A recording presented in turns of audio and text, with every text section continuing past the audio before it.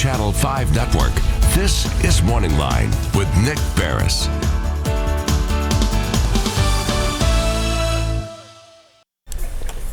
Good morning, everyone. Thanks for joining us on MorningLine. Nick Barris here. It's good to have you with us on this Wednesday. And this morning, we're going to open up the phone lines, and you will have an opportunity to talk with Davidson County's top law dog. That would be one Sheriff Daron Hall. Good morning to you, sir. Good morning, Nick. How are you? I mean, it's just... I was in Wilson County yesterday doing a story with one of your esteemed colleagues, Sheriff Robert Bryan, someone who I like a lot. There's several sheriffs, a few sheriffs I don't like, but I like him. And I don't know if you saw the story, it was crazy. He has court officers there, his deputies working there. They had to respond to a simple possession suspect who pulled a joint out in the courtroom and started puffing on it to make the point that he wanted to legalize marijuana. He got 10 days contempt of court for that, but his court officers responded real quickly to that scene, and it made me think, that's how you would respond. The judge was very controlled, and the crowd kind of laughed. And there was smoke in the courtroom. You don't see that very often. You have deputies that sometimes accompany inmates, obviously. This guy wasn't an inmate. It was a simple possession charge. Now he's an inmate.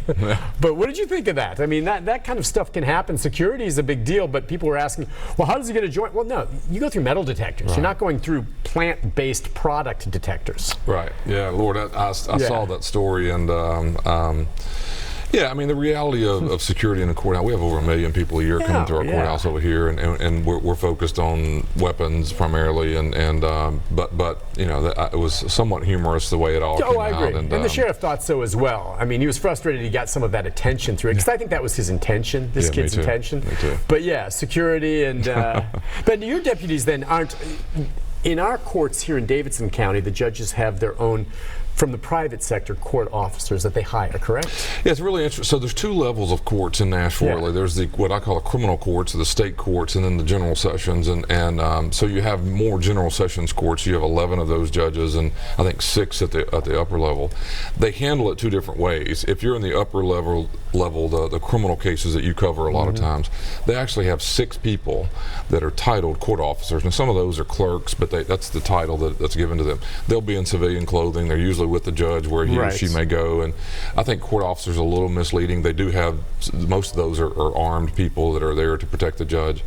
Then downstairs in the general sessions level, then they have 2 of these things called court officers. So our job is to get the inmate to and from the process, and this is just the way I talk. This isn't written anywhere, but if it hits the fan, the court officer is going to take care of the judge. That's their job. We're going to get the inmate and the courtroom secure.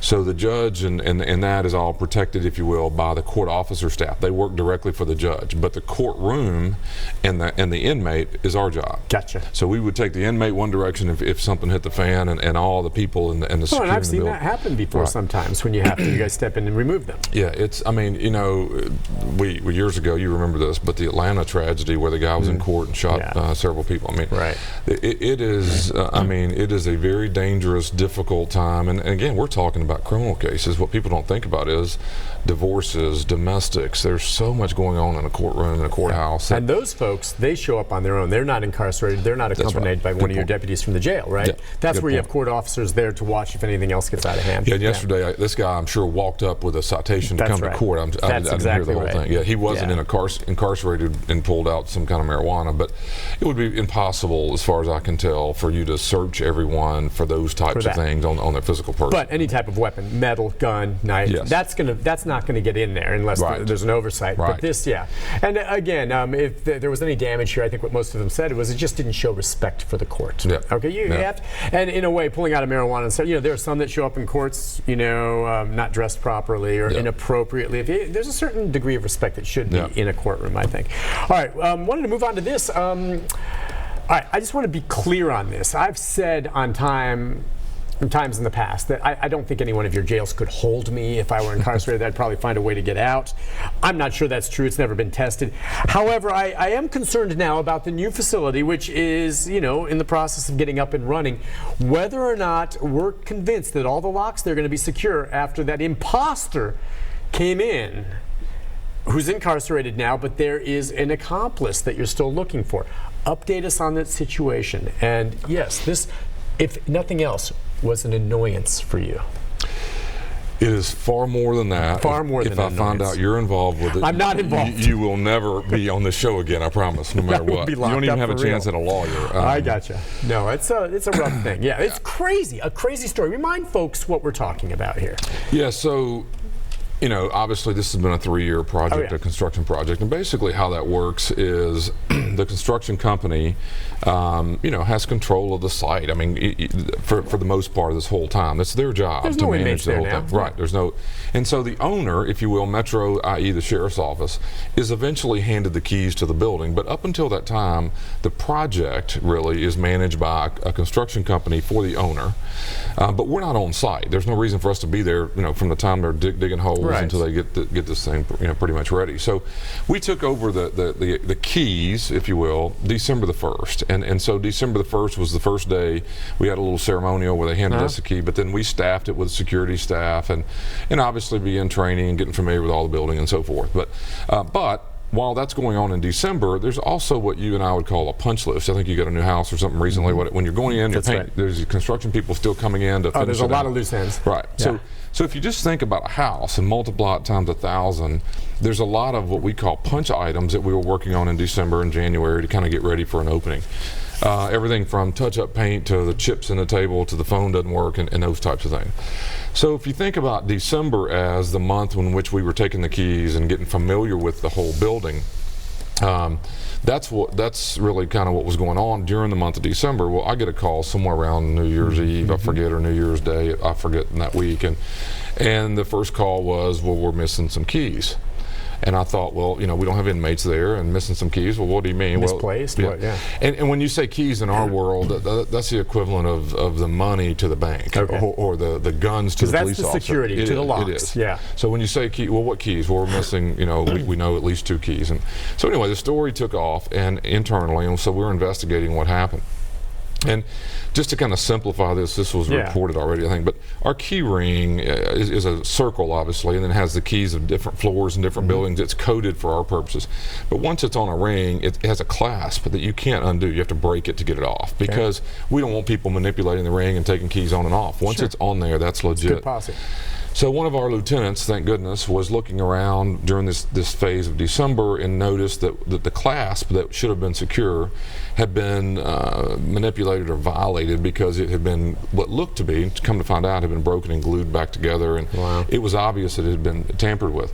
So he sees that, and over the next several days is concerned because once he sees that's a jar or a fix, he looks and realizes there's 2 keys missing on that particular ring.